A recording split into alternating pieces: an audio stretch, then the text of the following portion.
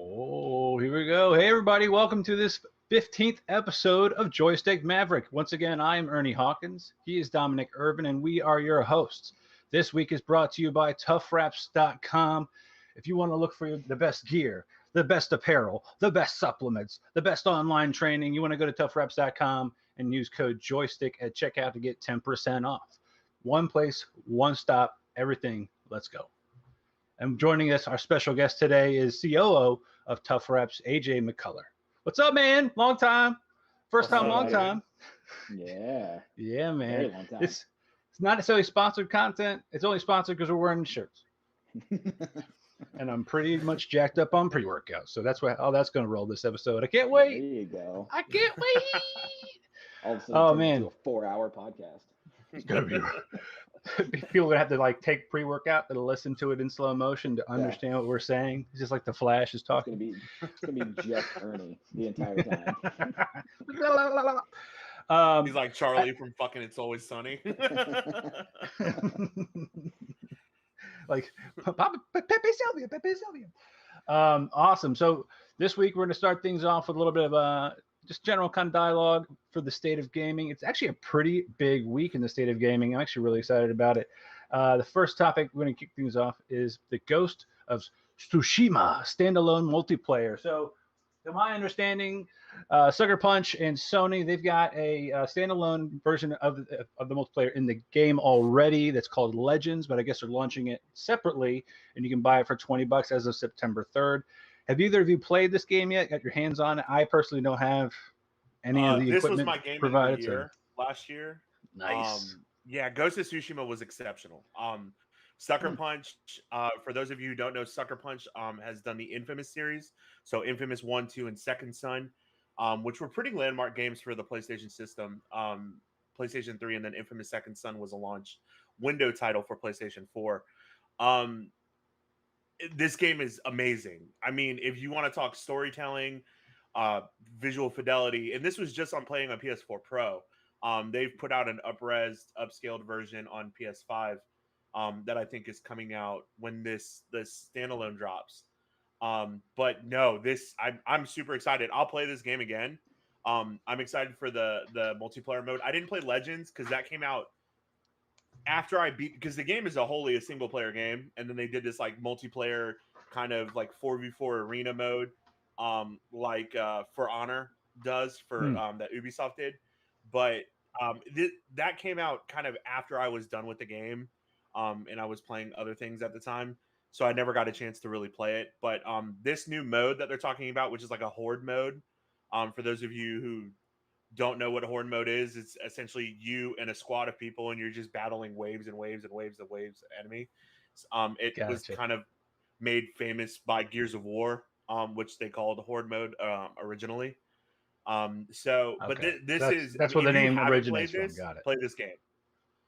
So yeah. I guess the other thing they're adding also another mode to that called Rivals, where it's going to be 2 teams of people going at it, and I guess you can accrue different points and different not necessarily mana, but a mana-like ability that you can then try to defeat the other team and win. And as of September 10th through October 1st, you have weekly updates and content releases.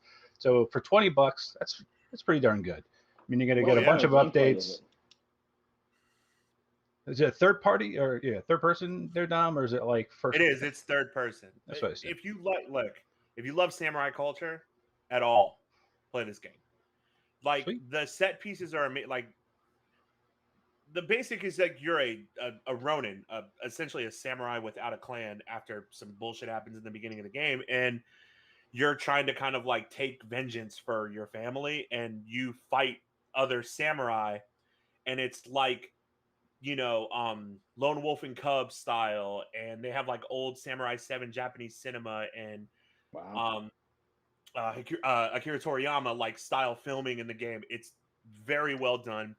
The Japanese Cultural Society, like the actual Japanese government, recognized Sucker Punch as an ambassador for Tsushima Island because of how well and how true to the source material that game was. So, I mean, I can't sing that game's praises enough. That's incredible. Nice. It would be cool if the entire game was chromatic too.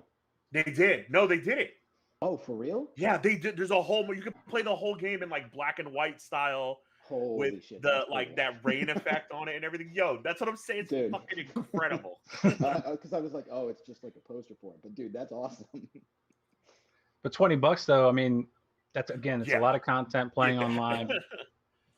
That's huge. The next big one here, Horizon Forbidden West gets delayed. It's supposed to be released in the holiday season. Now it's been pushed back to the first quarter of 2022. I guess this is kind of just the way things have been rolling.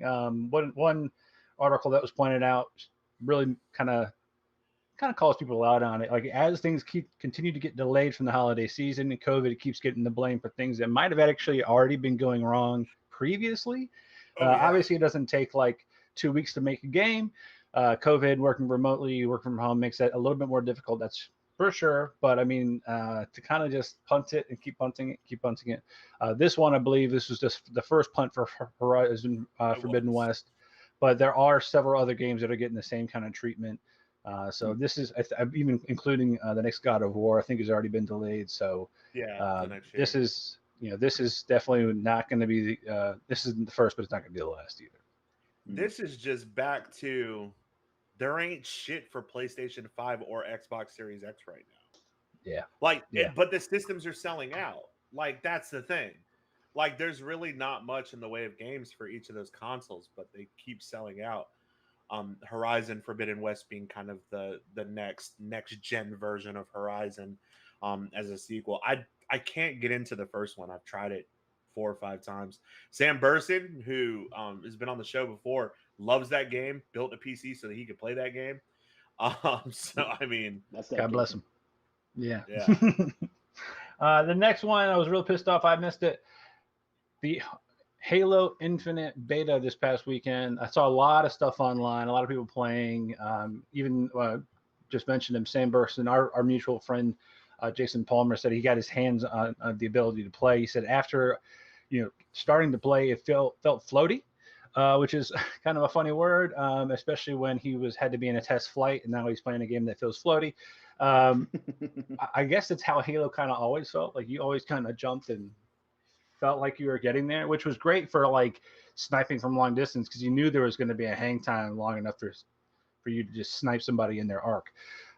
It's definitely not real game mechanics. They're supposed to be in space. They're in suits that could be exoskeleton like, right? Like they're stronger, they're faster, they're bigger. But yeah, I'm pumped for anything from the Halo series. I could still just listen to the soundtrack while running and just get pumped from it. So bring it on. I can't wait to play. Again, I gotta try to figure out a legitimate way to just make this a tax write-off, to build a gaming PC just to play this game. I don't know how you have to figure out a way to make it a tax write-off. It's a fucking tax write-off. I feel like that's pretty straightforward. Like that's that what used to be a thing, but like now that I've said it publicly on the internet, it's no longer a feasible thing. So we're just gonna scrub that last 5 minutes. Yeah, actually, this is now more proof, actually, right? And I'm gonna be using that for business reasons the way this game we talk about it in the show. I like it. I'm a fan. I think it's bullshit. I didn't get invited to this technical test for the amount of money that I gave Bungie and 343 Studios. I think it's bullshit. Do you think it was like I didn't get the invite? Your email was pulled up, and they're like, let's look at the purchase history for each email. Nope. Yeah. Dominic Irvin, too little boop. Like he's got to spend $500 more to get in this tier. Yeah, I guess. Well, if I was going to do that, that's definitely something I would do. Like I'm going to have the hardcore people that are going to have more followers and give some intern a job. There's just no one more hardcore than me. I mean, I guess one of the biggest things they did was most of the flights were against bots for a little bit, supposedly. I don't know how you could tell unless you were just in a group with somebody else that you knew. It was actually players on players. It was three different maps.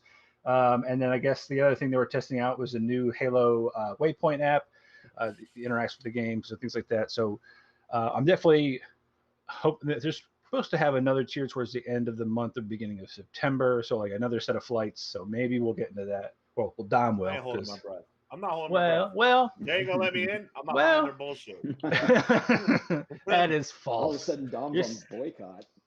Boycott Halo. Boycott Halo Infinite. That's not a good chant. It's not a good chant. No, not at all. Are you kidding me? I'll play the fuck out of that game. I'll play anything that fucking 343 Industries puts out, or Bungie for that matter. That's very true. Very true. Our next topic goes from being highly upbeat to people getting beat. You know what I'm saying? This is not funny, but Activision and Blizzard are in a hailstorm of shit. For those of you that haven't been paying attention, let me give you a quick overview. California's Fair Employment Agency is suing Blizzard over systematic gender discrimination and sexual harassment. The only Blizzard personnel named in the suit is former Blizzard senior creative director Alex Afrasiabi. I'm going to fuck that up. Oh, Mahaffey. Shout out to Mahaffey, our man in the booth, man in the chair, producer, for putting pronunciations in the show notes. Afrasiabi. I kind of got that. Stories have surfaced of predatory. Stop laughing. You can't say that sentence laughing. Stories have surfaced of predatory behavior, focusing on a group of leaders that would help get females into what was dubbed the Cosby Suite. Even before that, wow. I would never go to a place called that. Just saying. Wow. Multiple ex-leadership have attempted to distance themselves from the situation, including Mike Morhaime, Chris Metzen, and Greg Street, in parentheses, Ghost Crawler. I don't know if it's his call sign or where he went next. Photos of the Cosby. Oh, is it? Yeah. Oh, is it? Those are big Warcraft guys. Mike Morhaime, Chris Metzen, Ghost Crawler. Those are all very big Warcraft non-employees, but players? No, Mike Morhaime and Chris Metzen are like, I know for a fact, and I think Ghost Crawler too, they're all big Warcraft employees there, like had their hands in shaping that game, So wait, from a modern standpoint. Why? So my question is, what is Activision's part in this? Did they start the lawsuit? Activision owns Blizzard. Oh, okay. Yeah. So Activision, Blizzard, and King is one big, massive corporation. Blizzard being the one that's the focal point here. Photos of the Cosby Suite crew have surfaced that include Greg Street, Corey Stockton, and Alex Afrasiabi. Thank you, Mahaffey. Holding a framed picture of Bill Cosby while laying in a bed. Afrasiabi, I'm gonna get it eventually, quietly left Blizzard in June 2020. A rundown of the allegations is as follows, and that's when we just go into a nice discussion. The allegations include just 20% of all Activision Blizzard employees are women. Top leadership roles are filled solely with white men. Across the company, women are paid less, promoted slower, and fired faster than men. HR and executives fail to take complaints of harassment seriously. Women of color in particular are micromanaged and overlooked for promotions. A pervasive frat boy culture encourages behavior like cube crawls, where male employees grope and sexually harass female coworkers at their desks. This is no surprise to me personally, guys, especially after seeing a 2013 BlizzCon footage of just a whole panel of a bunch of white dudes who were clearly Blizzard leadership, fielding a question from a female audience member who was asking when players were going to get female characters that didn't look like they stepped off the pages of Victoria's Secret catalogs. To which the response was more or less, which catalog do you want them to look like they walked off of? Wow. Yeah. Wow. Bunch of people in the room. What sucked was she was met with laughter from like the entire room. Boos from the back. Yeah. Like it was fucked. I think my first question would be, is anybody surprised when it comes to anybody in an IT company that this shit is happening? Because it doesn't surprise me at all. So it doesn't. Yes and no. Industry, IT, no, absolutely. Esports, this shit happens. It's been happening for years, and I can confirm that working previously where we all worked and seeing the corporate side of things. The fruit stand, yes. Yeah, but like, so I go back to that, and I hold everybody to the standards that we had. Because we didn't do that shit when we were there. But at a much higher level? At a much higher level that was there. I know that. But it's just, this shit is sickening. Like, oh, yeah, 100%. Like, I cannot believe this. Like, I mean, you're right. Is this shit is this the industry that this is going to happen in? Yeah. Absolutely. Doesn't make it any less like Disgusting. enraging? No. I mean, Yeah. it's just I love Blizzard games. Are you kidding me? I play Warcraft. I was a cutting edge raider for many years. I stepped back into Warcraft recently and am going for ahead of the curve on their new the new raid content. I Mythic Plus. I played Diablo religiously. I played Overwatch religiously. And you know, it really just kind of takes the piss out of you when shit like this happens and you're like, man, some of my best relationships and friends have come from these games, and to find that the people that are making these games are the like some of the vilest people on the planet. And you know, you've seen the community right now rally. It's been twofold. They've rallied behind the people that have come forward, which is incredible, because that, I mean, they should be heard and they should be, you know, acknowledged and supported. But they've, like, many people that have been mainstays of Blizzard, like, you know, of content creators and all of that, have fucking shelved that game completely. Some people have stayed, but a lot of people have quit, which is, I mean, it's insane. And Blizzard's kind of making changes. Yeah, to your point, Blizzard president J. Allen Brack has left the company, and Jen O'Neill, Vicarious Visions, and Mike Ybarra, formerly of Xbox Live, Game Pass, and Mixers, have stepped into that role. Head of HR Jesse Muska. Come on, man. I'm happy. More pronunciations, baby. I'm a simple man. Has also stepped down. I think that the other big thing that happened, we found out recently, was that Blizzard took steps and Activision took steps to actually work with a company to try to do an investigation into all these allegations. Unfortunately, this particular company kind of markets themselves as a anti-union law firm, so it's just kind of doubling down on like the missteps and miscues. But to circle back, I think, you know, we do love these games. We have loved these games. It's 100% sickening to hear of these actions by the people and the minds that created the games or parts of the games that we enjoy. But I do appreciate the open letter that was written, the 3,000 people that signed that open letter calling for this, the 500 people who stepped out and went on strike from work last Wednesday on behalf of this. So that to me reiterates that, like, something Sam Burson said on the previous episode he was on, I think it was episode 14, where, you know, we can't just condemn an entire community. We have to support those who are fighting it simultaneously while, you know, condemning those who are a part of these horrific wrongs. It's a mixed bag, and we're all on the outside looking in, and we won't know really anything until we find out many weeks from now, after many hours and months of litigation. Excuse me. Yes. Is on that same coin, right? The same coin of, yes, it is sickening, and yes, you know, if this shit happened, you know, you go down that path of this is, you know, messed up. On the flip side of that, like you said, we're outside looking in. So a lot of this could be skewed by media coverage or somebody's opinion. Oh, for sure. Or something like that. And that can be a saving grace, in the sense of they did have somebody come in and do an investigation. They all signed the letter. They wrote that out. Not a lot of companies would be willing to come forward and do that if the top knew exactly what was happening. So I think that has to give them some credit, like you said. And I think that was good on them as a company to be like, look, we need to get out in front of this, whether it happened or didn't. We have to find that out first. Yeah.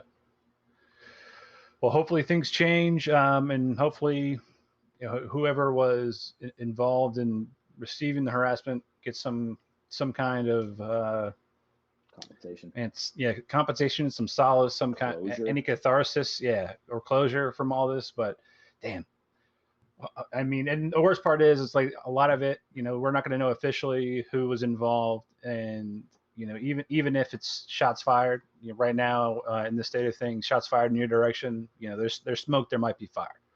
Absolutely. Well, I mean, a woman killed herself, like, for fuck's sake. Like, I mean, shit. A woman. No, I'm not saying it. I'm not saying it didn't happen. I'm saying, you know what I mean. I'm just saying, like, I mean, get in front of it, do what you need to do, but like, change. But it took this because of shit that happened there. Yeah, like it should never come get to to that. Yeah. You know what I'm saying? Like, you need to have a zero tolerance policy when it comes to that. It's fucking 2021 at this point. Yeah. You know, and the thing that was telling to me is other companies that have come forward, you know, in solidarity with them. Like, you're not seeing other big names. You're seeing smaller studios that have come forward and like, we don't, you know, we're with, you know, the people that brought this forward. We stand behind them. We don't promote that culture. And you're not hearing stories about, you know, this crazy bullshit that's happening there. You know, Bungie came out like immediately and was like, hey, they were associated with Vicarious Visions before, and they were under Activision's umbrella. Oh, wow. Like, up until last year. Yeah. And, you know, they came out and were like, nah, fuck that. We're not about that. We've never been about that. Super smart. We are an inclusive, all of that shit. And like, even all of their employees have come around to them and were like, hey, this is absolutely true. This isn't just, you know, a company trying to get ahead of something. You know, this is what actually stands for here. But yeah, it's enraging. I mean, it makes you question whether or not those companies that were under their umbrella knew about it, because it just didn't start happening. It had to be happening for a long time. Yeah. And it makes you wonder, like, were you aware and didn't say anything? Yeah. I mean, yeah, exactly. To your point, you can't have a lexicon being built of harassment with things like cube crawl without everybody knowing about it. That's not just like a positive catchphrase that people, oh, look, it's another cube crawl. Hey, Billy. Yeah. Hey, Bob, who the fuck called something the Cosby Suite? Fire every one of those motherfuckers. I'm like, are you kidding me? Soon as that shit comes out of somebody's mouth, you're gone. Yes. That's crazy. That should be a no-brainer, I feel like. Yeah. You would think that would be a no-brainer. I mean, we still joke about O.J. Simpson, but when somebody like giggles at it, you're like, no, he didn't. Yeah. What are you? Is that funny? I digress. All right, now on some good news, because we're going into another round of can Ernie pronounce this person's name coming soon this week. We got a whole bunch of different things going on. I mean, it's so much to cover, so we're going to do a lightning round afterwards, but let's get into the nitty gritty. First thing, Xolo Maridueña, cast as Blue Beetle. That's awesome. A show that's coming to HBO Max, or at least in development. His previous works are most notably Cobra Kai, which I just started watching like 3 days ago. Got into the first like 10 minutes of the bad guy from those movies. What's his name? Johnny Lawrence. Thank you. Just being himself, you know. You're like, man, that guy for like 30 years was just hated. Like, sweep the leg, put him in a body bag. Like, you can't look at his face and not think that. But I definitely enjoyed it. So congratulations to Xolo here for I mean, I think he is going to be at the forefront of what could be a really big snowball effect. And I think we're already seeing it with Green Lantern, for HBO Max giving into the success of the Justice League Snyder Cut. They're seeing, you know, that there is a fan base, and Netflix kind of did it first-ish, you know, with like series with like, you know, the Marvel community with Iron Fist and Daredevil and Luke Cage and Jessica Jones. And so I think DC is going to capitalize on that with HBO Max and get more shows and hopefully a lot better wardrobe than what we're seeing on DC's Titans. Yo, Titans isn't that bad. Okay, look, stop. No, don't give Titans. Dude. Nightwing's suit looks fucking sweet. So all here's right, the thing. Hold on, don't ruin it for me. I'm only on season 2 of Titans. Okay. You're only far into season 2. No. I'm only on episode 2 of season 2. So here's the thing. Okay. Let's say nothing. I was so reluctant to even watch the show because I'm such a big Batman fan, and I read about it and I was like, dude, I can't do this. It's gonna ruin it for me. And then I read an article that somebody was like, this is worth watching because it's getting good. Well, Nightwing is one of my favorite DC characters, and they said that he's coming into it. So I started watching it, and dude, now I'm hooked. So good. And the next season starts next week. Yeah. Yes. Yeah. Dude, season look, 3. Titans is fucking sweet. Let me tell you, the production value in season 1 is outrageously terrible. Yeah. When Dick Grayson's like flipping out of the Bat Mansion, Yeah. and it looks like it's so bad. It's like, It's like- what is he going? There's trees over there. There's lawn. Season 2, it got way better. It did. It Oh, really yeah. did. They dumped some serious money into it, and I'm Yeah. glad that they did. Yeah, my favorite thing from season 1 obviously was like the demon dream for Dick Grayson going as a cop to the Wayne Mansion, and just Batman. That was probably the scariest live action rendition of Batman I've ever seen, where he just drops down, scoops up that cop. I was like, oh.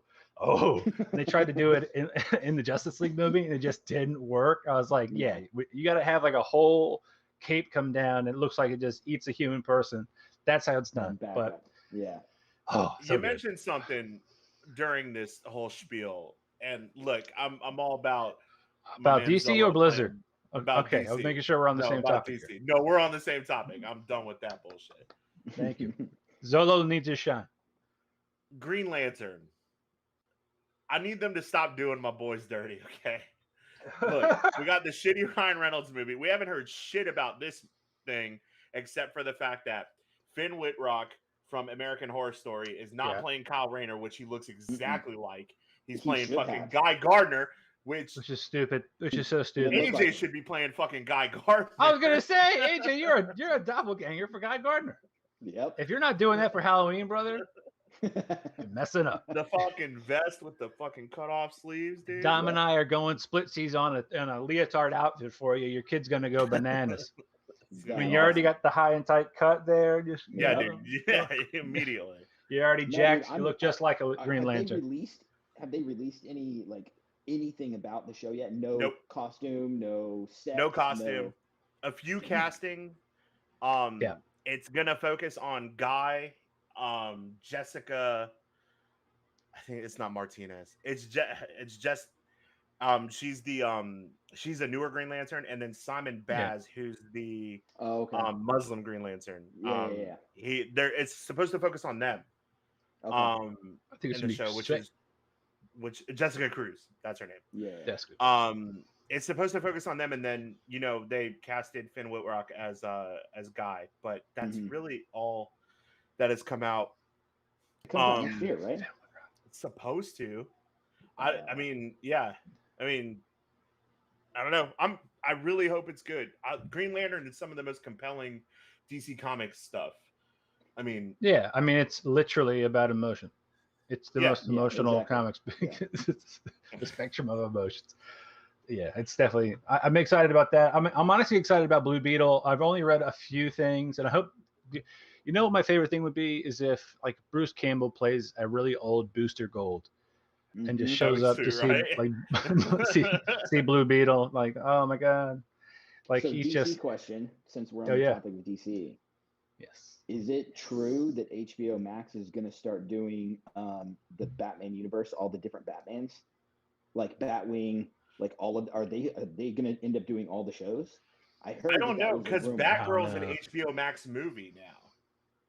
So So the new Batgirl movie with the girl from In the Heights playing Barbara Gordon is an HBO Max movie.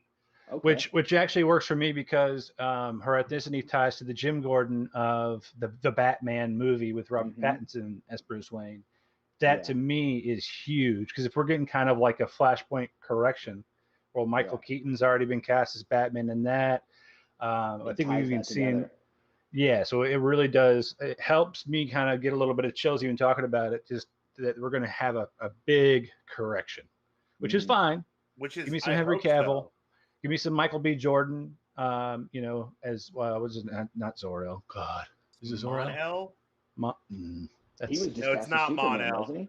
I know you're right. Yeah, that's exactly. Superman thing. So he's from another universe, but like that to me would be massive.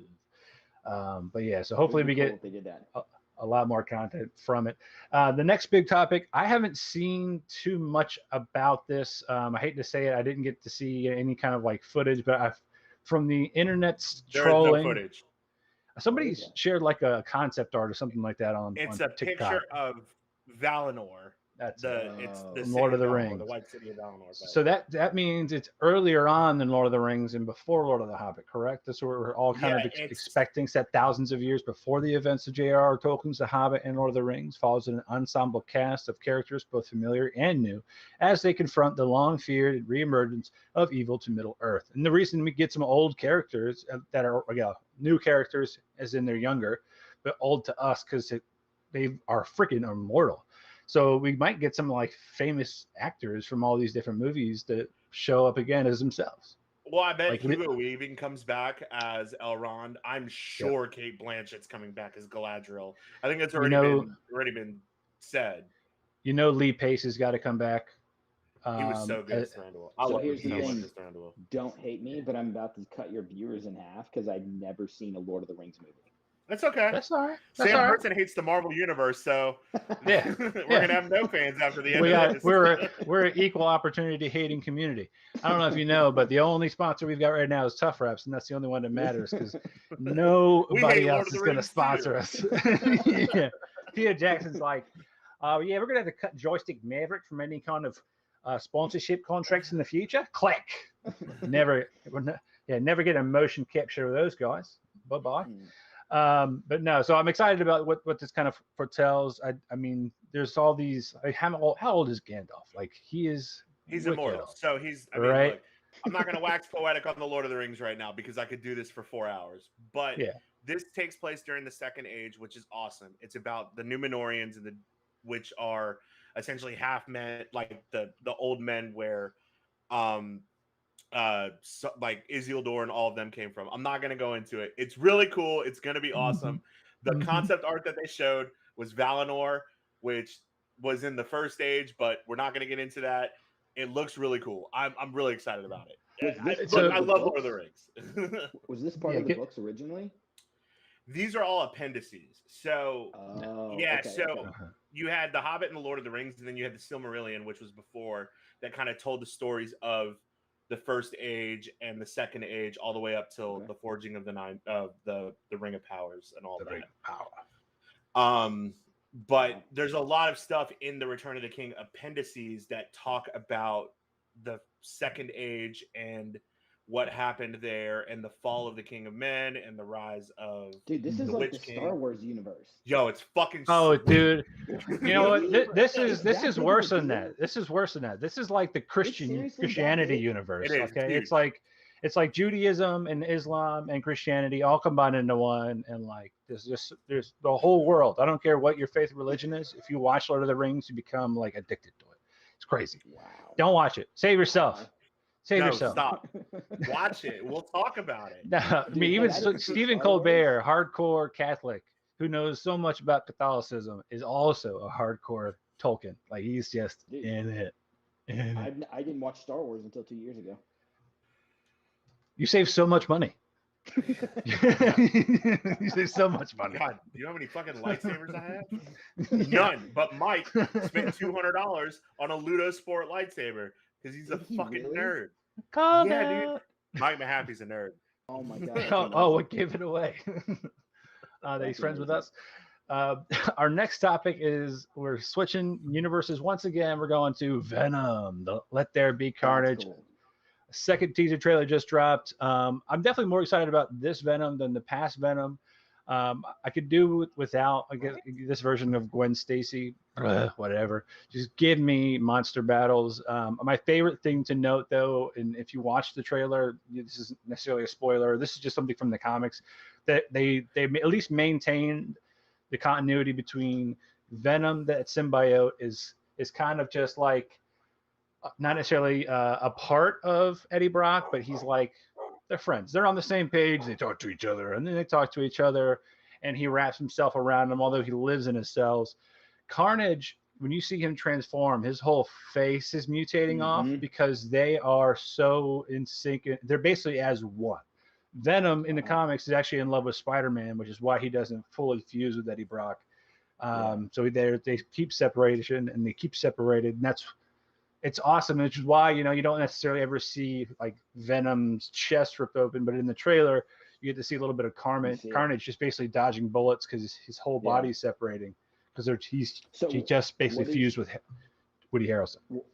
What is your opinion on casting Woody Harrelson for Carnage? I hated his fucking hairpiece in the first movie. Like he had this like Bozo the Clown, the dude from the Simpsons hair. Like he had this terrible hairpiece, Yeah, he did. like this He red did. curly afro in the fucking end credit scene of Venom 1. And I was like, fuck, that is bad. And I hope that they get rid of that hairpiece. But I really fucking love Woody Harrelson. And Yeah, they got rid of the hairpiece. Yeah. At first, I was a little worried because I was like, "Fuck, he's so old." He's And really then old. when I watched the trailer, I was like, "Okay." Like, Yeah, you're like, shit, yeah, he's good. Yeah, he is. He's good. I don't know what Woody Harrelson and Matthew McConaughey constantly drink or smoke together, but it's definitely keeping them young. They seem to just they're like Keanu Reeves, you know, whatever that moisturizer is for those three guys. They're either vampires or just like bathing in lotion, but they don't seem to age too much. And Woody, Whiskey. I mean, even no matter, did you say pussy? No. No, I said whiskey. Okay, whiskey. That's at least available That on keeps you shelves. young. Yeah. But no, I think Woody really does do a good job, no matter what the role is. I mean, you can look at Hunger Games as an example. Not a lot of people appreciate really the whole movie or the series, but Woody does a great job of diving into his roles. Hey, mentioned them. So I know he's going to give it a lot in this movie as well. So it's not just a popcorn film. It once again worries me, however, that Sony Pictures is not just like giving it to Marvel Studios so we can get some Spider-Man in there. But once again, it's in association with Marvel. There's a consultant, I'm sure, of sorts, but they don't have to listen to him. So we'll see how it goes. We'll have fun either way. Yep.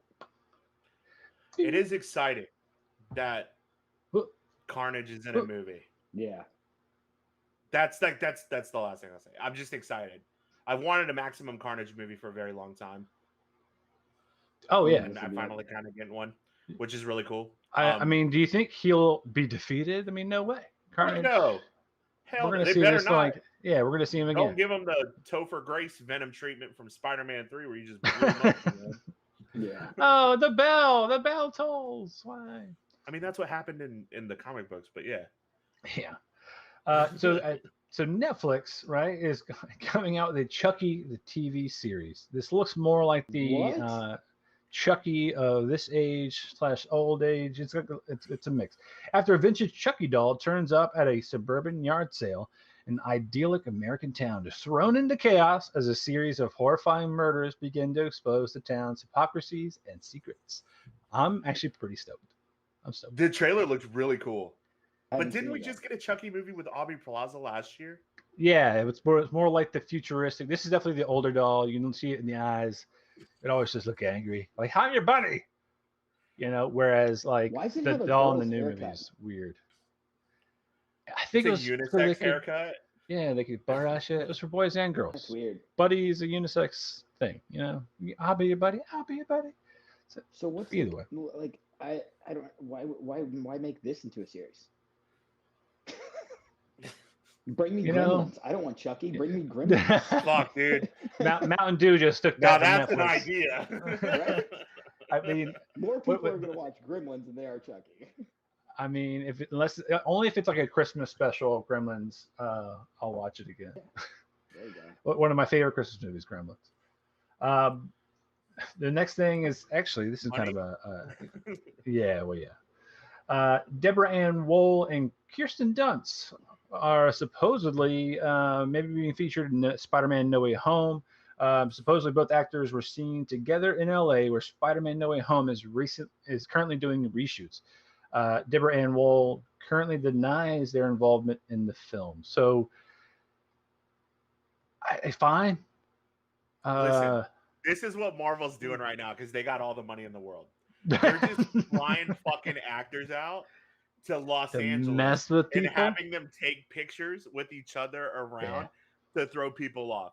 Like, okay, Deborah Ann Wohl and Kirsten Dunst. There's no way in hell these two could be friends, like, and just hang out. They might have been in the same series of films for years together. Right. There's no way they know one another. Like, no shit. I love the tinfoil hat stuff with Spider-Man No Way Home. The fact that we have not seen shit from it. There's no trailer. Everybody thought they were waiting until the end of Loki. We still haven't seen anything. It comes out in a couple of months. I just want them to put this movie out with no trailer. Like, I would love for that to happen. You think they would? Because that would be No, I don't think they will. I don't think they have the. They would save so much money. In marketing, so much are you money. kidding me? Yeah, so much money. That's either gonna go. That's gonna go one of two ways. If you do it with no trailer, everybody's gonna go, and this is gonna be the highest grossing film of all time because they want to know. Or everyone's gonna be like, I don't know what it is, and I'm not fucking going. I think they take the gamble. I think, especially if it's just like a poster and it's just like 3 Spider-Man standing back to back, like Charlie's Spider-Man Angels. supposed to be in this one? 4?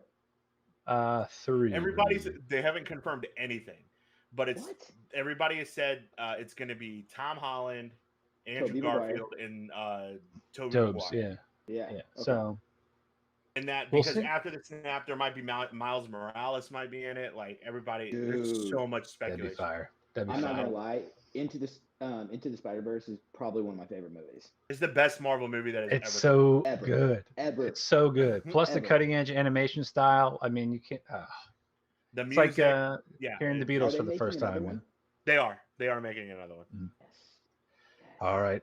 Last one for the coming up, and then I'm going to go into a lightning round. This one, man, well, you know what? Let's go back. We'll stick with this one because there's kind of a correlation here. There's a Scarlette Johansson Disney lawsuit. God, litigation run amok in this episode. Scarlette Johansson is suing Disney for breach of contract in regards to the decision to simultaneously release Black Widow in theater and on Disney+. She argues that the move from Disney cut into her bottom line.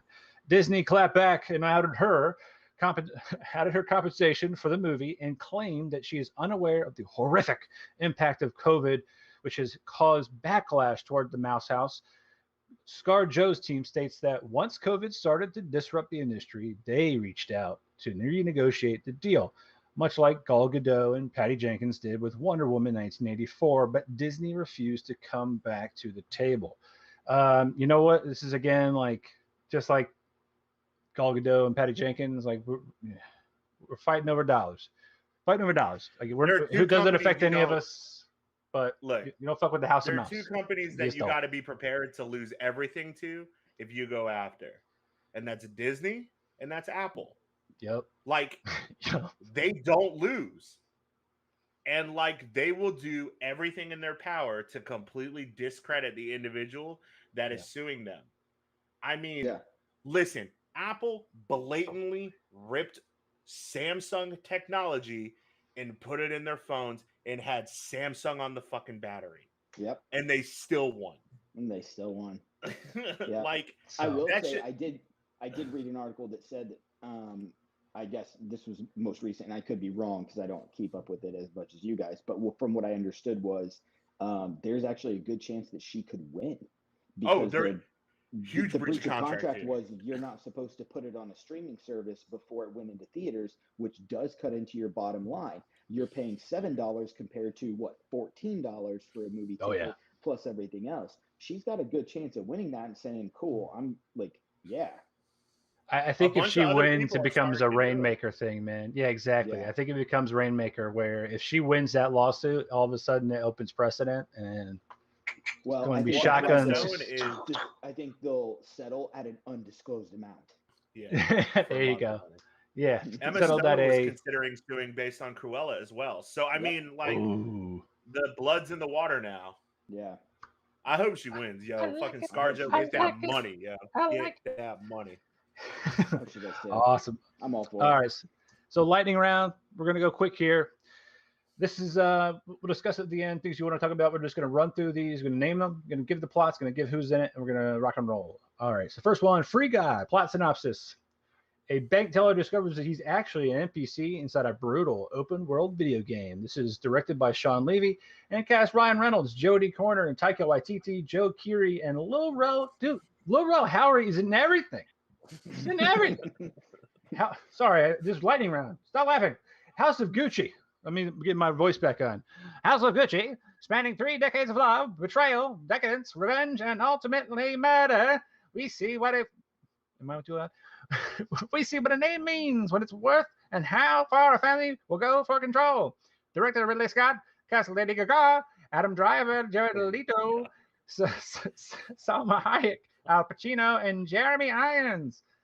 Don't Breathe 2 coming out. Plot synopsis says the sequel is set in the years following the initial deadly home invasion where Norman Nordstrom, what a weird name, lives in quiet solace until his past sins catch up to him. Director Rodo Sayagüez, thanks for no pronunciation, my happy. Cast Stephen Lang, Brendan Sexton III, and Madeline Grace. Finally, What If from Marvel Studios, exploring pivotal moments from the Marvel Cinematic Universe and turning them on their head, leading the audience into uncharted territory. Cast Jeffrey Wright, Haley Atwell, woo-woo, I gotta type, Josh Brolin, Chadwick Boseman.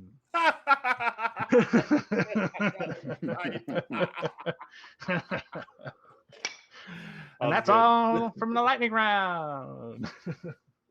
Nicely done. I have enjoyed the Free Guy stuff, especially with the Deadpool and Taika Waititi little like internet kind of jokes on it. I enjoyed the first Don't Breathe. House of Gucci. I'm not gonna watch it. Just all right. And then What If? I'm gonna watch it. House of Gucci or What If? Both. I will be watching both of those. I'm sure I'll be forced to watch House of Gucci, but if I had to choose, it would be like, what was that one? The other one, Prada. What was the other one? Versace. Versace. Same thing. Like I didn't watch that either. It's not That was just not really my good, cup too. of tea. Darren Chris. I should have been better at doing this because Mahaffey did a great job of bringing this up. House of Gucci. Look at Jared Leto. I know he's makeup, and then I mean they did my. Did you like the next one? Go to the next slide. Don't Breathe. Did you like Don't Breathe #1? Both of you? I really liked the first one. I did. So did I I. loved it. Good. I loved it. Don't know how they can just turn a one-off movie into a franchise, but hey, we have 17 Purge movies, so fuck we're it. trying to humanize them, Dude, the What If stuff looks great. Bro. I love the Purge I'm movies. about that. I So do love them so badly. Color me surprised. You know what? I recently watched a documentary on Woodstock 1999, and it basically was the Purge that third day at Woodstock, and I am so about it. Except for the real life dead people, but it was nuts, crazy. So What If from Marvel? That's definitely going to be fun. At least we get to hear Chadwick Boseman, R.I.P. We get this, and there's some other like official names. Benedict Cumberbatch, I think, is in this. We're gonna get a lot of like legit voices, and not just not like impersonator voices like Tom Hanks. He doesn't do all the Woody voices for Toy Story stuff. Like most of the time. Oh, you didn't know this? Yeah, I think his brother's Mark is. Yeah, his brother's name is Mark, and I think it's Mark who does, or John, who does all of the like toys and like some of the cartoons. And he's made his millions doing the voices, and it's totally true because Tom Hanks said it. It's like he was on the Graham Norton show, and Graham Norton's asking Tom like, "So is it true your brother?" And he cuts him off. He goes, "Yep, he does most of the voices. I did the feature films." Childhood destroyed. Thank you. Oh, every toy you get, it's his brother. Story. Who sounds just like him. No I mean, come on, his brother gets a little something, like, come on. Sure, but again, my world is destroyed. I thought it was. Next, the funniest thing was like Alan doesn't voice Buzz Lightyear and everything. Yeah. Yeah, I have no idea. But this week is sponsored by TUFFwraps.com. Once again, if you're trying to get a barrel, you're trying to get that gear, you're trying to get supplements. Like my favorite, Erupt. It's blueberry mojito. Guess what it tastes like? Blueberry mojito. It says it right on the label. The other one, Tiger Blood. I need actually a better description from AJ McCullough. What is Tiger Blood's flavor? Because I've never met nor seen a tiger in person. I need to know what that flavor is. The only person that actually sweet knows or the berry actual flavor would be Sheen. Charlie Sheen. Yeah, you're right. He's the only one. Charlie Sheen. Damn. Yeah. Damn. It's so good. We had him taste it. He loved it. He's like legit. That's now going to be the phrase I use every single episode. Thanks for that. Awesome. Well, go to checkout. Use code Joystick for 10% off your purchase. This week's new releases segment has one and only one because it just came out 7 p.m. Eastern Standard Time, or Daylight Time. The Suicide Squad. I rewatched the original last night. It's still funny to me. I enjoy it. I have a fun time. Once I realize what it is, it's just like this is meant for like a carnival ride of movies and fun and little puns here and there. You know, the serious moments you just forget my boy them. Jared Leto dirty, so I know. I don't even want to talk about it. I love that Joker. I wanted more of that Joker. You liked him? I loved him in Suicide Squad. Man, I loved him in Justice League, but I loved him in Justice League as well. I'm a Jared Leto Joker apologist. I wanted more of that. I'm like, I know Heath Ledger is the fucking gold standard for Joker. I get it. Or Mark Hamill is the other gold standard for Joker. I was a fan of Jack Nicholson. So. Jack Nicholson's my favorite. Here's my take on Jared, the Joker that Jared does. Did you ever see The Batman, the cartoon show that they stopped because it was too scary? Yeah. Okay. Yeah. So he's that Joker, in my opinion. And I never really liked him because I felt like his personality, even in that, he was trying way too hard to be Joker. And it was like, I don't need you to sell me on it. I need you to be you because you can pull it off. And it was like he overreached to me. And that kind of turned me off of him being Joker. I wanted it to morph into this Joker is Jason Todd as the Joker. Like, I would have been like, I'd have been like, that's it. That's how you sell that Joker. He's Jason Todd. I completely get it. But that would have been badass. But they didn't do it. That would have been so badass. Nobody gives me any kind of money. I would have saved it. I think this movie's got some chops. Obviously, if you've been following along, it started out with 100% of Rotten Tomatoes. I think it's dropped to 96 until, maybe an hour and a half ago or whatever. But it's definitely hitting all the bells. We got James Gunn at the helm. We've got, a lot of the returning cast. We've got Idris Elba, John Cena playing basically like a superhero John Cena, which is always awesome, but doesn't take himself too seriously. Polka Dot Man, I actually like that actor a lot. And he's in a lot of James Gunn films. I think they're like bros. So whatever he can do you could hold a gun to my head and my whole family would die because I couldn't tell you his name. For all I know, his name is Mocha Dot Dan. I have no idea. Okay. Mocha Dot Dan. But my other favorite person in this film that I've only seen a small clip from, and I think it's because it might be the only clip from, is Nathan Fillion as the detachable boy who's now a grown-ass man. And his arms, they just detach in the scene and basically float over sand and start punching bad guys in the face. But the way he has to fight them is physically moving his body at them. So his arms punch. It looks the most, that to me is like giggle factory 100%. And even if he gets just taken out 2 seconds later, Nathan Fillion, glad to see you back on the big screen, or at least my big screen. You know what I mean? Hats off to Margot Robbie, dude. She's the Harley Quinn. Dude. Yes, she's killing it. Yes, they cast her perfectly, dude. Yeah, she has held that franchise together from Birds of Prey to Birds of Prey. I liked Ewan McGregor in Birds of Prey as Roman Sionis. He did okay. He was all right. Yeah, I mean, he definitely he hit the very I'm kind of Obi-Wan. God damn it, dude. Let's be honest. He's not a great actor. He wasn't great at that. I get it. Yeah, you're right. He wasn't great. He wasn't great at that. But I bet he had a blast. I'm sure. Yeah. He got paid for it too. We'll talk about this a lot more next week after all of us watch. I know. This will be probably the new feature or new release 2 weeks in a row. Next week, we're going to be talking a little bit of game development. It's going to be dope. But next, final round, the reason for the season, eSports. I've worked on this song all week. eSports. You remember that? Is that like your rip-off ESPN riff? And you don't want us to get sued? Yeah, I can't. I mean, if my impressions are so good, I'm not going to sit there and do that song. They'll be like flagged. Flagged. Yeah. But no, esports has been, it's been around for ages. Dominic, I know you were part of that community way back when, still trying to get back into it. I know you are.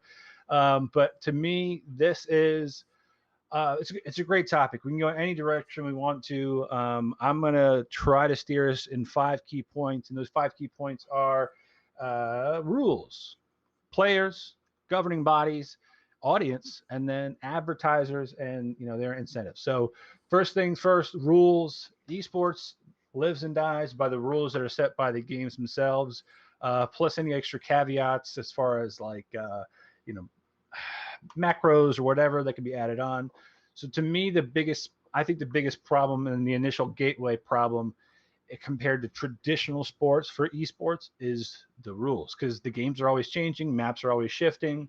And I realize that's going to be great as far as getting new blood in, swapping out teams and skill sets and that kind of stuff. And I can see that as a positive for esports. However, I feel like that's a foundational piece, and because of that foundation constantly shifting, and you never know how things are going to go when the foundation kind of moves, it leads to the next part, players. But I want to talk about that first. What are you guys' opinions on, compared to traditional kind of sports versus esports? I really want to hear AJ's opinion about. So you bring up rules, and you're bringing it up from the game standpoint of maps and macros and equipment. I'm more interested, and because AJ, of what you do, and you have a company that sells supplements. What about these companies like Gamer Supps and Alpha Brain that sell these? They're marketing them as performance enhancing substances that sponsor these esports teams. Like what do you think about that side of the business of, okay, should those substances be banned? Are they detrimental to the game? Are they actually giving a competitive edge? So to dive into just supplements a little bit, all of the supplements that you can go to, for example, let's say you go to GNC, right? There's pre-workouts there, and there's a company called Ghost Lifestyle, and they actually make a supplement, a pre-workout that is strictly for gamers. And if you look at the nutritional label between their regular pre-workout and the gamer pre-workout, the ingredient levels really aren't that different. They actually took some out, but they increased things like caffeine, a nootropic, which allows focus, and better hand-eye coordination, things like that. All of these things, for the most part, are already made in your body. So things like creatine is already in your body. Caffeine we ingest all the time. Glutamine your body already makes. So there's a lot of stuff that, in all honesty, they're safe. They're a better alternative to energy drinks, which in most gaming world, people down that stuff. Absolutely. I mean, you think of like when AMP first came out, dude, I was drinking a case of those and staying up playing Call of Duty. Oh yeah, Mountain Dew Code Red.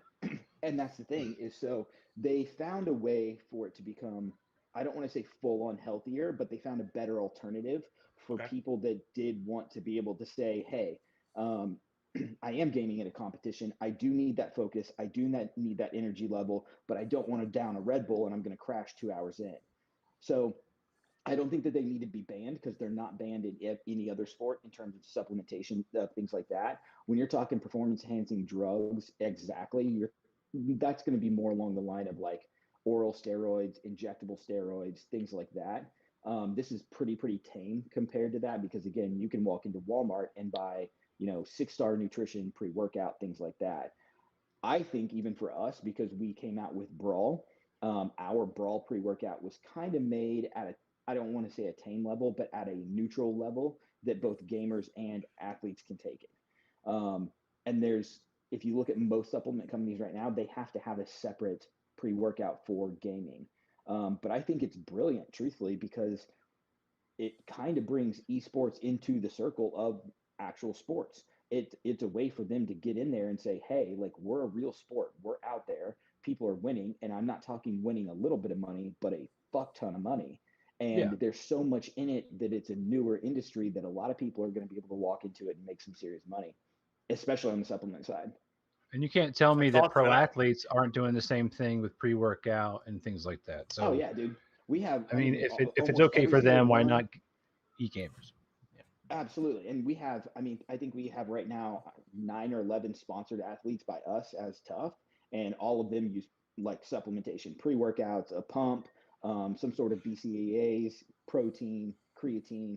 All of those things are, again, things that are 100% safe. That's awesome, and I really appreciate that in-depth kind of discussion. That's the thing that I'm most ignorant to.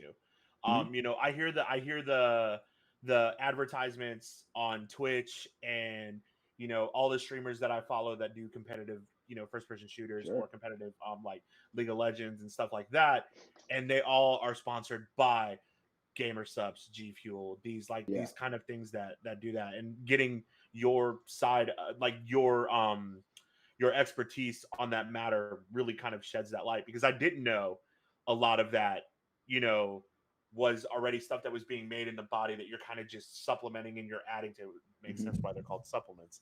There's the fucking light bulb. All right. I mean, yeah, and I won't be a walking advertisement too much, but to your point, there are definitely some things in pre-workout that might, that could be give you an adverse reaction. But with Brawl that I have been using, because I want to, as part of the show, I want to use the thing that we're advertising. And as a sponsor, I've used the pre-workout Brawl. It doesn't give you that really itchy antsiness. It does just give you kind of jazzed up, and it's probably the least crash I've had from something that is kind of instantly energizing and gives me a good run, and then I can still sleep a couple hours later. You know what I mean? Instead of like that, I need to pass out because I just had so much taurine or whatever in my body that usually might not be there. So definitely good stuff. But no, so as far as rules go, again, it's a moving, shifting sand. I think, the rules and regulations for players, that's the next part. Dom, you already kind of touched on it. Players themselves, there's two different things I think there. One, with a physical athlete, right? You are the person on the field. There's things that you can test for that physical athlete, things in their body. They're very visible. You can see, through blood tests or urine tests, are there anything extra? Are there PEDs? Things like that. Whereas for gaming, there are ways to potentially spoof the system. Obviously, they're getting harder all the time as far as not being able to have aim assist or whatever. Those extra little things that give you an edge. But when thousands of dollars are on the line for anybody, I mean, ultimately anybody with quick twitch reflexes or hand-eye coordination and things like that, and it doesn't necessarily, you don't have to necessarily be in the best of shape physically. I think that, money comes into play as a really big defining cutting edge skill. The faster your mouse is to reaction time, your keyboard being wired versus wireless, 2.4 gigahertz versus Bluetooth, all of these things equate to faster reaction time, and potentially that win versus that loss. So players and their gear kind of make up the next barrier to me of how do you can kind of control that, besides making every tournament, making every player be forced to only sign into their account and then use the same exact equipment on the same exact network.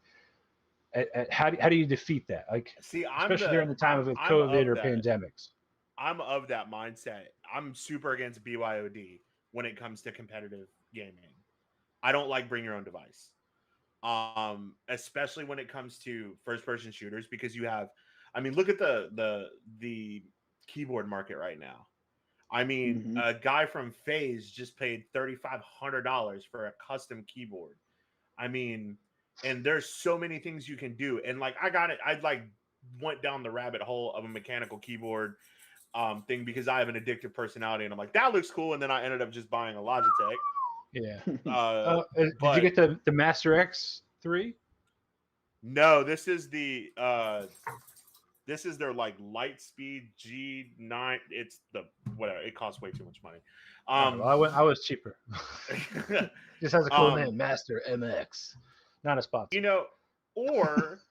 Or all of that equipment has to go through rigorous testing before it's available to use for that. And it's hard to do that. Like you said, a lot of these tournaments are being held online right now. Gone are the days where you have, two teams that are sitting kind of facing each other with screens in front of them, back in the old, MLG days where it was Halo 3 and Gears of War and World of Warcraft PvP, which is where I kind of got my start into eSports.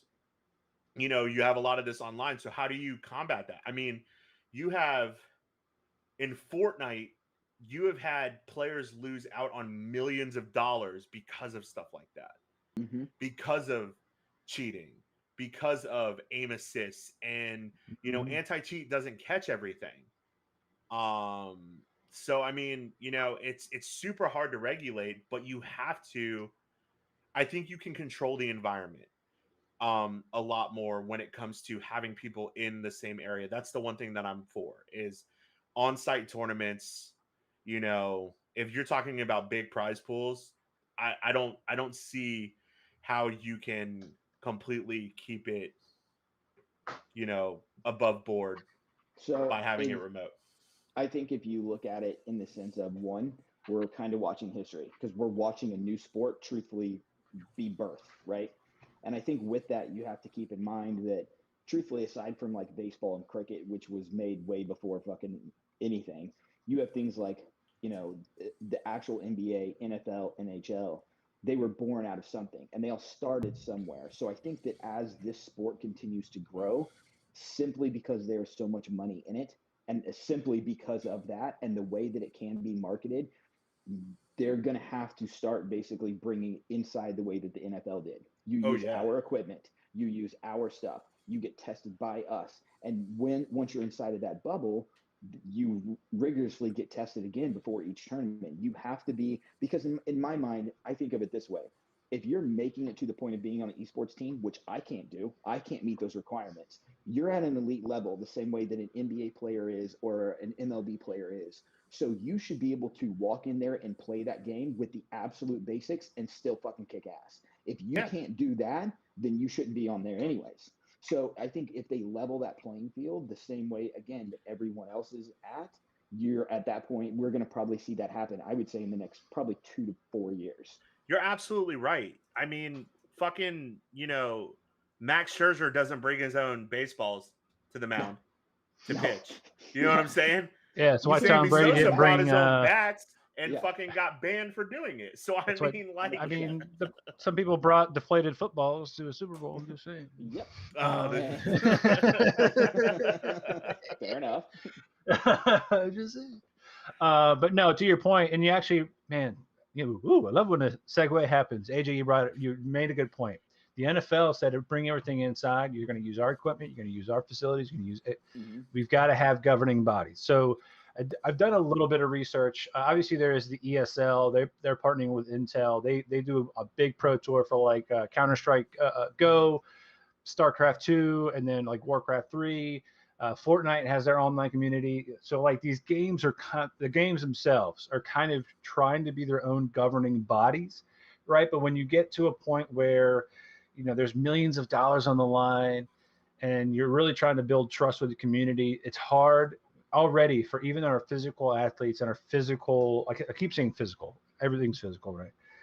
There's no like mind game traditional athlete. Your traditional athletes, your traditional sports, they all are, in some ways, those organizations are fallible, right? They've all had their own problems. They've all had their own issues legally.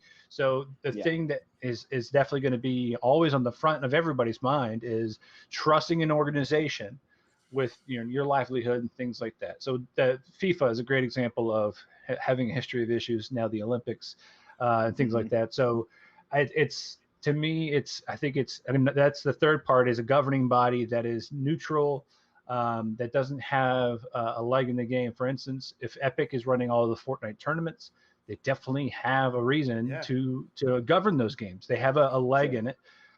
They definitely could and should regulate those games to make them as fair as possible, because it reflects directly on them.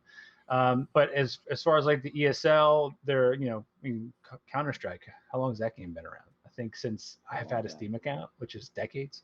StarCraft 2, Warcraft 3, same thing. But like, how do you, ESL was at least smart enough to partner with Intel and use Intel and its brand awareness and then the respect for that brand to really help put trust into what they're doing.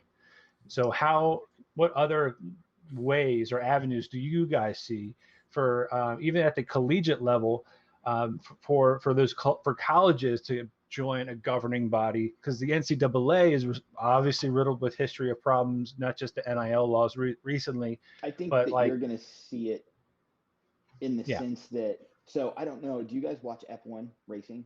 Yeah, I love F1. Yep. Okay. Yeah. So here's the thing.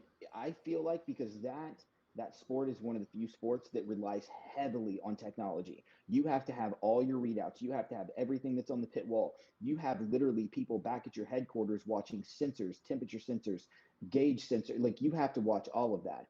You have to It's rub the so right amount of gas technical. at the end of the race. I mean, Absolutely. Yep. You Yeah. have to be able to watch all of them. And because that sport is so technically driven, this is probably going to go in the same way. They're going to have their own FIA. They're going to have their own stewards of each competition. And For then lay the people, FIA what's is FIA? The FIA is basically like the governing body, and they make the rules and everything. Then you have the stewards, and stewards are at each race watching it, saying, if this happened, we're giving them a 5-second penalty, a 10-second penalty. They're basically coaches or refs. Okay. That's kind of what they are. The FIA is like FIFA, NFL. They are the governing body of F1. Thank you. So I feel like that we're probably going to go down that road because it'll be easier for them to translate that compared to try and translate the way that the NFL and NBA is done. The NFL and the NBA are drastically different simply because the general managers and owners are the ones that control everything. You can't do that in this like industry. You would have to have a governing body that is set aside and not regulated by like one of the Intel or anybody who's sponsored by them. So I think that we're probably going to see a group come out of this that basically says, this is the governing body of everything.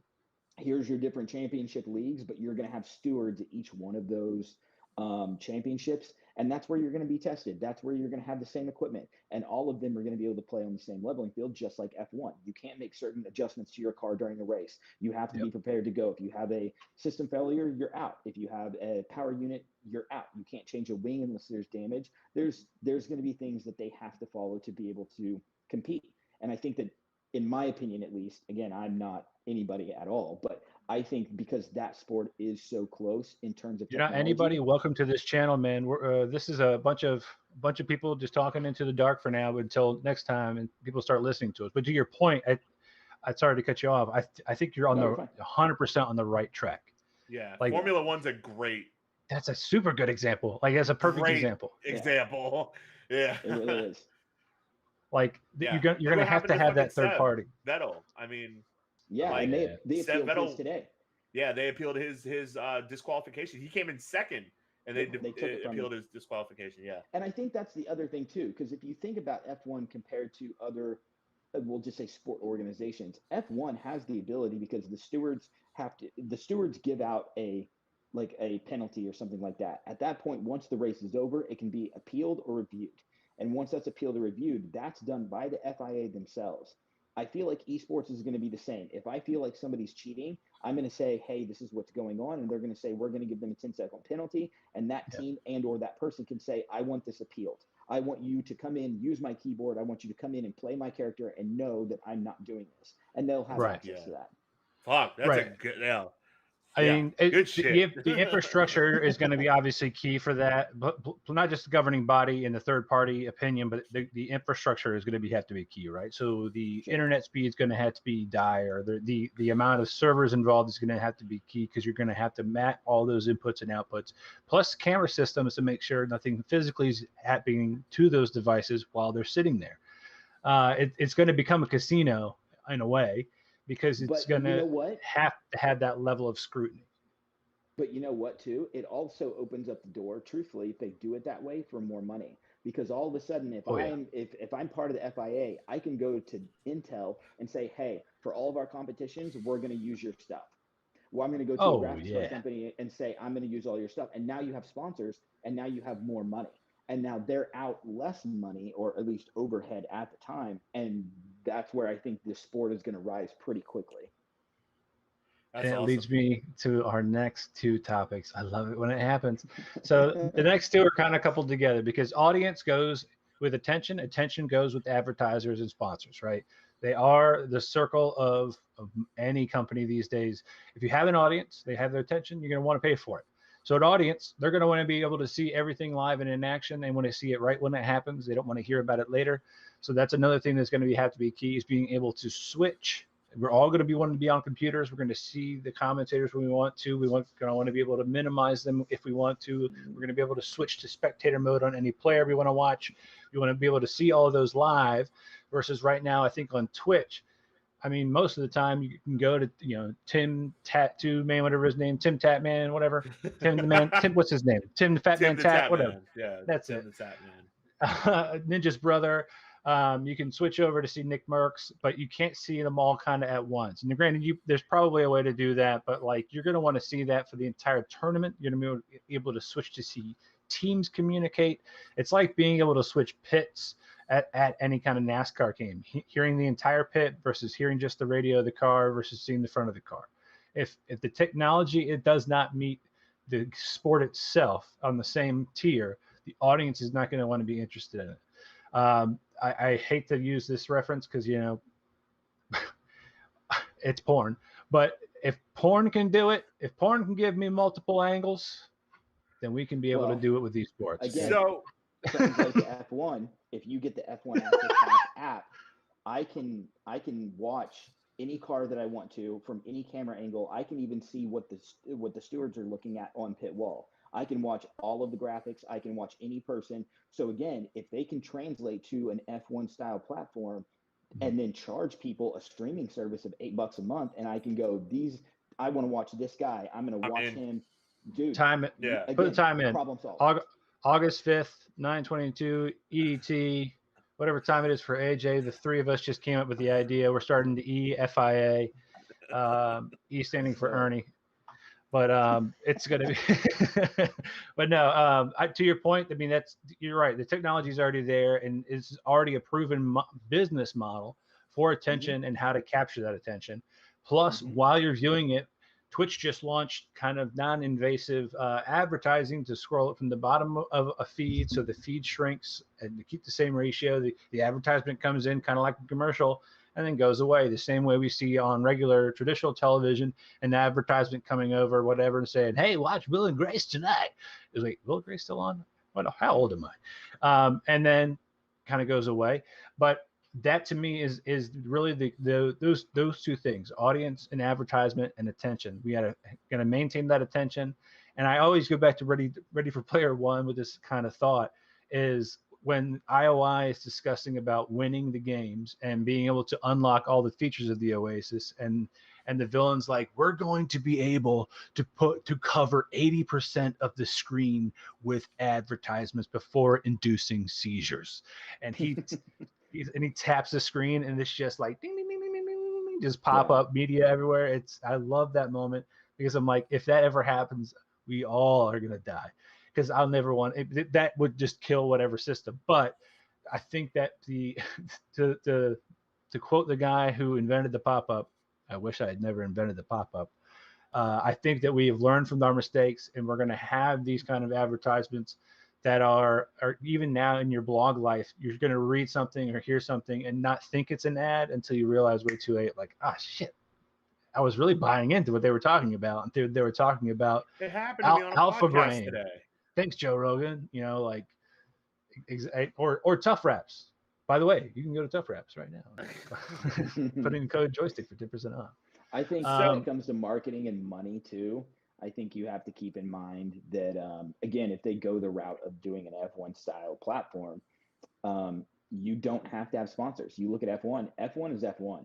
They don't have sponsors. What they have are billboards around the track. And on top of it, if you download the app and watch it, it says this is powered by so-and-so.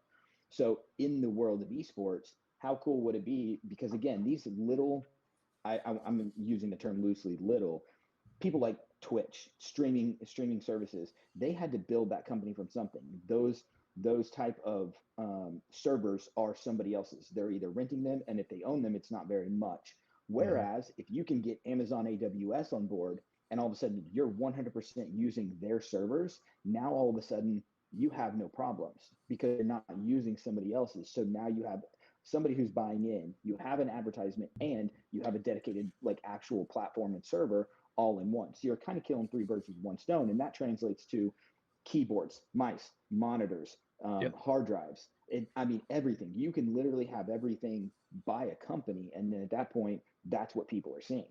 And that And you're also gonna go buy translates it. to the technology being used today for specificity of ads in locations. For instance, in a 100%. baseball game, you're seeing ads behind home plate. You can actually be watching two different networks. You'll get the same exact play, two different ads in Yep. two different zones based on the 100%. demographic of where you're watching. So if your algorithm, obviously we've all, heard the little like whispers of like, oh, I really love to wear my Crocs. And then 25 minutes from now, I'm going to see an advertisement for Crocs on my phone. It's going to If I see happen. Crocs on my phone, I'm going to be pissed. I'm telling you, right? I've got two pair. They're great. Diplo wears them. Why not? Those Fitbits, man, those little things that go into Crocs. Those are the expensive things. But no, what I'm saying is like that's going to be another avenue for very targeted, specific ads that are non-invasive, and they're going to feel like, oh, this thing I'm watching also likes and supports the things I like. But once again, it's very kind of, if this is part of what's happening, it's not in your face. It's just there. It's being by osmosis retained in your brain versus like a buy me. Then it feels like part of the process. You're going to buy that much more than something that pops up in the middle of the thing you were trying to do, makes you go, ugh, eye roll, and then flip to the next thing. So I'm excited for what the next is, but because of that. Like because of the buy me, or because it was in the background of something. Because an eSports player used it, and I was like, "Fuck, dude, that mouse is sweet," and then I bought it. Buy me. I mean, that's exactly the point, though. You're watching that guy. He might have mentioned it like, "Oh yeah, I'm using this, whatever," or somebody in chat was like, "Hey, what mouse do you use?" Because everybody wants to copy their favorite player. We all did it. If you didn't have something that had Ken Griffey Jr. on it when you were playing baseball in Little League, I'm surprised. Surprised. 100%. Yeah. And I wasn't even a Mariners fan, so like, who was a Mariners fan? It doesn't matter. It's Ken Griffey Jr. That's right. The kid. So, I mean, to me, that's exactly what happens, and it's why there's trust in intel and things like that. So, like, this is definitely the future of where sports is going, and I'm glad we made this a topic to discuss, because I truly can't wait to look back on this years from now and say we were there first. We discussed it first. Well, at least the first that I've seen, because it's not sexy to talk about it, right? This is the officiating. This is the brainchild. We're talking about governing play, right? It feels like we're talking about putting rules and regulations and a fence around recess. At the same time, if I went out in recess in kindergarten and was going to take home $50, there better be rules in place. Because if Jimmy takes that fucking ball from me one more time, I'm pegging his ass. You know what I'm saying? Like, there better be rules in play. Plus, I watched a clip the other day. Oh God, I couldn't tell you who it was, but this guy, he looked. I'm gonna be rude. You know what? I'm gonna be rude. This guy looked like somebody that I would have been mad to try to pick on me, and I was a fat, chubby kid in like middle school. Okay, I was not the beautiful God you see before you today.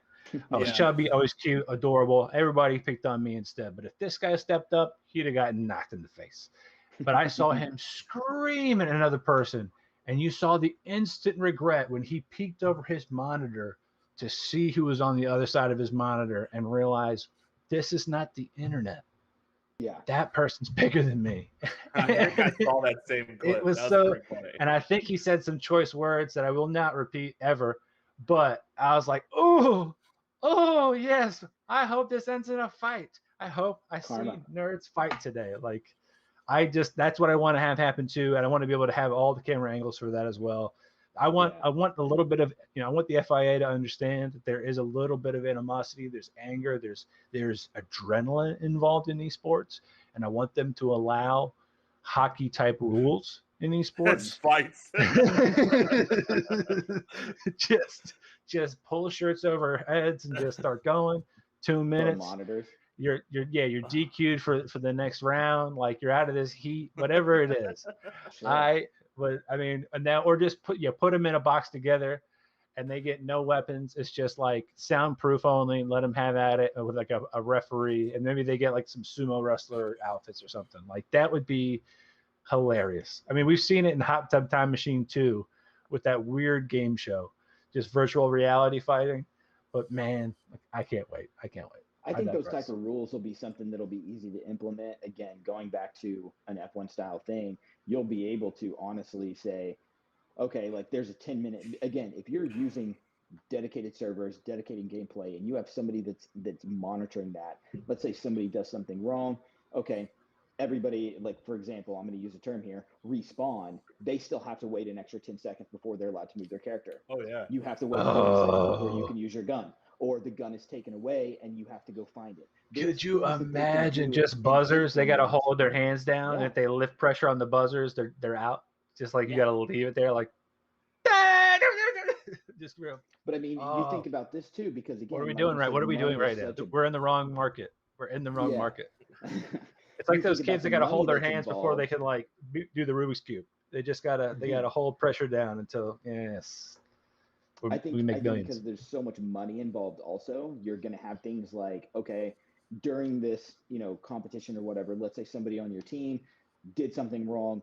Okay, your team is now docked $5,000, or your team, you personally are fined so much. Yeah. And that's the stuff that, in all honesty, it comes with owning or having a sports franchise. There has to be rules, like you're saying. And because there's so much. F1 was the highest grossing and highest paying sport of all time, and has been for years, until Ninja went on ESPN and won how much money?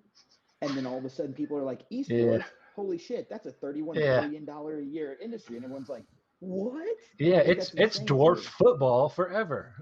And that's one of those things that there's so much money in it. If they don't get a control of it now, then it's going to be something that falls apart, truthfully.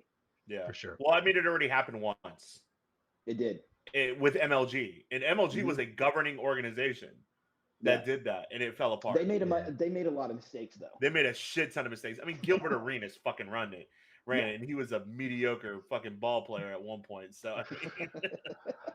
So I think one of the things, I mean, this is, I mean, I'm getting in the weeds now. My hamster's just running wild, and that's another good point though, is that not only could this kind of we need to get it under control, but B, there's a way for us to revitalize infrastructure that already exists today.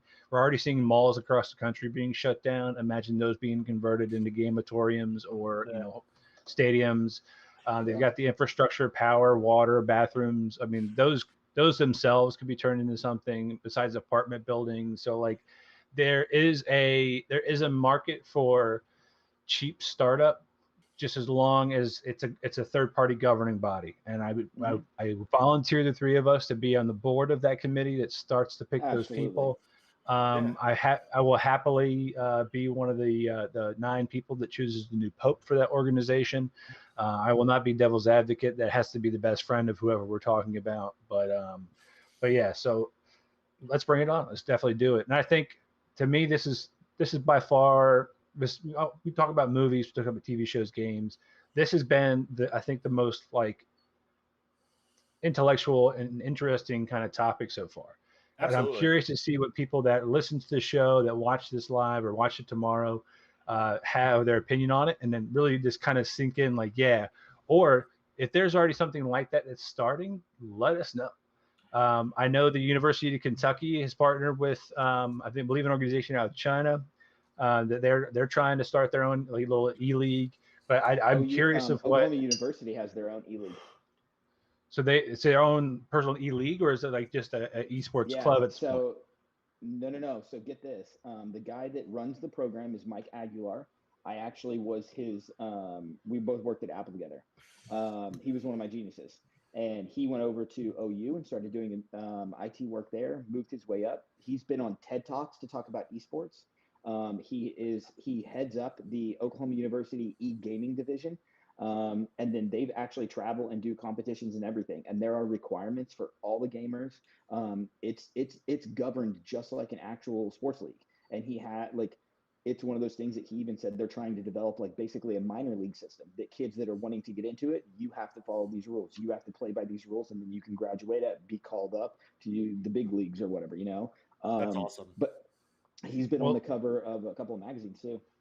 Well, the invite definitely goes out to him to be on the show. Obviously, I would want you to be back on the show for that discussion as well. I'd love to get his opinion on our take so far, any kind of take from him. And I'd love to. I think we talked about this previously. Amongst the three of us, that I think he's also working on making, his athletes, they also have to pass like PT tests and stuff like that. But that's a discussion for another episode. Just how the perception of esports has been kind of. I just talked about a guy that I would have fought in middle school, right? That's pretty shitty. Way to bully people online you've never met, Ernie, right? But at the same time, I think that there is a stereotype for gamers. They're either weak or out of shape. And don't get me wrong, my health is not exactly stellar, but I think that there is a standard being set, and it sounded like from your when we discussed it, the University of Oklahoma has some standards in place, much like the traditional sports athletes do as well. They do, and I don't know the depth of those. I'll actually extend the invite to Mike because him and I still talk pretty regularly, and it would be cool to have him on. But I agree with you. There is a stigma amongst people that look at gamers, and they automatically assume it's a certain type of person. You look a certain way, you talk a certain way, you act a certain way. And the funny thing about that is,